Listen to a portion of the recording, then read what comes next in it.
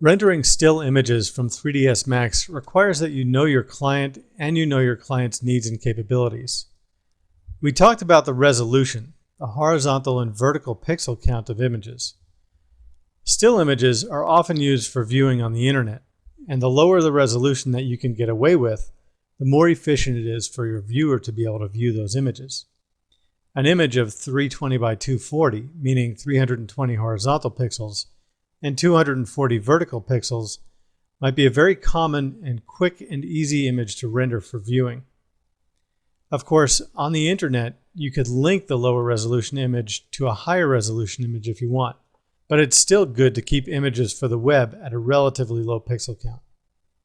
For print, you may have to increase the resolution significantly. Now, this depends a lot on your printer and is not something that you just grab numbers out of a hat and go ahead and render.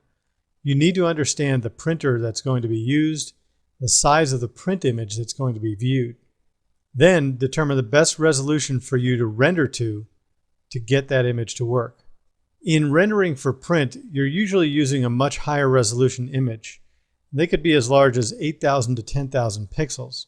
However, be careful that you don't render to a resolution that's too high, meaning a resolution that's higher than the printer can actually manage to use for printing.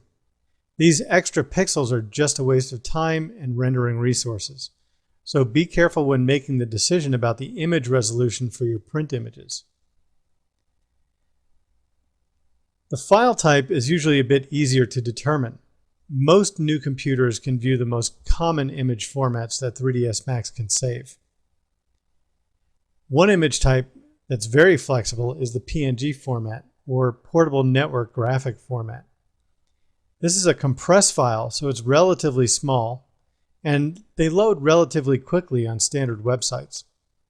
This format is a very high quality format. Even though it's compressed, it is a lossless compression, meaning that the format doesn't discard any visual information in order to make the file smaller in size on the hard drive.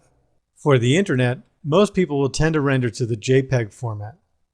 I'd tend to advise against rendering directly to a JPEG image file from 3ds Max.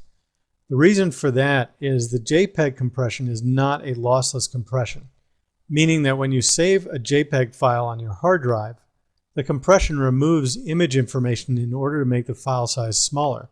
Because of this, any editing you do after the fact in a third-party paint program will be working on an image that's already degraded. You generally want to be working on the highest quality image you can get when you're editing images. However, if you're going to save directly from 3ds Max to the JPEG format because you're going to save the file straight to the internet, make sure you test your JPEG file format quality options to obtain the best quality versus the smallest file size. If you're going to be rendering specifically for high quality image printing, a common image format is the TIFF image format. This format can be both compressed and uncompressed. The compressed version of the image format is lossless, similar to the PNG format. The advantage of this format is that it can contain additional image information regarding the dots per inch of the output image. This format is unique in this way and is a highly recommended image format if you plan on sending your file to a service bureau for printing.